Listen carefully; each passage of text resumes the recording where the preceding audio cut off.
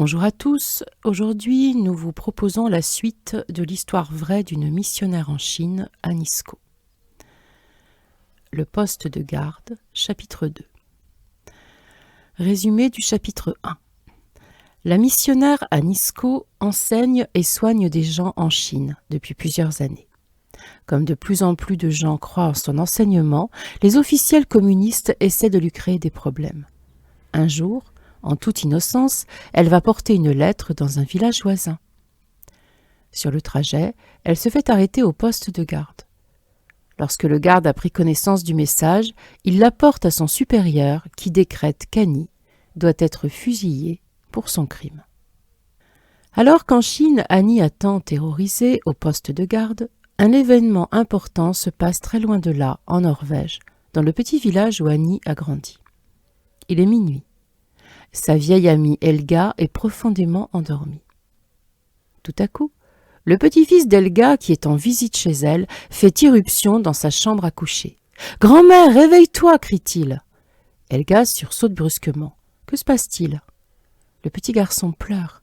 Il répète sans arrêt. « Il faut prier pour Annie, il faut prier pour Annie » Helga ne sait que penser.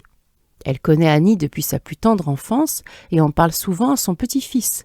Mais le jeune garçon ne l'a jamais rencontré. Il n'était même pas né lorsqu'Annie est partie en Chine. Pressentant quelque chose d'important, Helga et le petit garçon s'agenouillent et prient ensemble. « Dieu prendra soin d'Annie, dit Helga lorsqu'ils ont fini leur prière. J'en suis certaine. » Là-bas, en Chine, Annie se tourne vers l'officier qui vient de la menacer de mort. Elle se raidit de surprise. Elle connaît cet homme. Mais il a changé depuis leur dernière rencontre. Elle se souvient du jeune garçon qui l'avait aidée à se relever lorsqu'elle était tombée de sa bicyclette et qui avait été l'un des élèves de son école du dimanche. Il est bouche bée. Il la reconnaît aussi. « Lâchez-la » ordonne-t-il aux gardes. « Retournez à vos postes. » Une fois seule, Annie le regarde incrédule. Est-il possible que cet homme sinistre, revêtu de l'uniforme des officiers communistes, ait été un étudiant de l'école biblique? Les larmes lui viennent aux yeux. Annie, on aurait dit un sanglot. Annie avale péniblement sa salive en se souvenant du vieux temps alors qu'il était son élève. Il avait été brillant, un de ceux qui apprenaient le plus vite. Elle avait toujours cru qu'il la considérait aussi bien comme une amie que comme un professeur. J'espère que tu n'as pas oublié le Seigneur. C'est comme si elle parlait une fois encore au petit garçon qu'elle connaissait. L'officier baisse la tête. Il prend la lettre dans sa poche. Annie retient son souffle. Prenant son briquet, il met le feu à la lettre, jusqu'à ce qu'il n'en reste que des cendres. Plus personne ne pourra jamais utiliser cette lettre comme preuve contre elle. Il relève la tête, une expression malicieuse sur son visage. « Continue ton chemin, Anne Isko, dit-il. Tu n'as plus rien à faire ici. » Annie remonte sur son vélo et s'éloigne.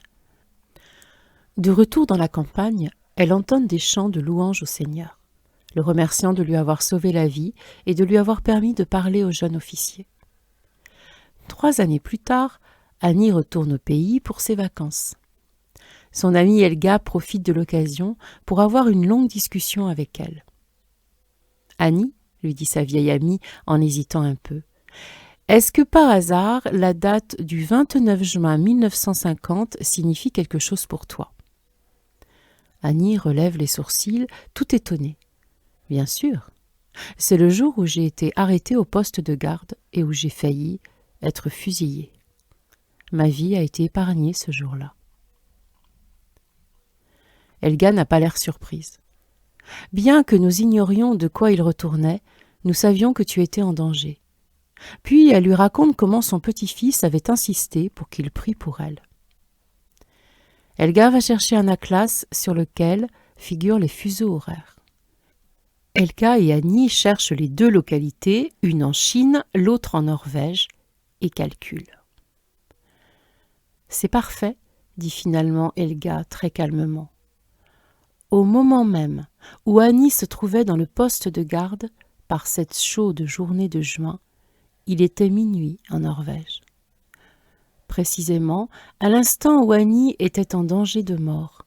Un petit garçon et sa grand-mère étaient agenouillés dans leur chambre, priant pour la missionnaire Annie Skau.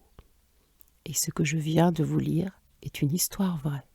Pour télécharger l'intégralité de cette bande dessinée, cliquez sur le lien qui est dans les commentaires de cette vidéo. Bonsoir à tous et à bientôt.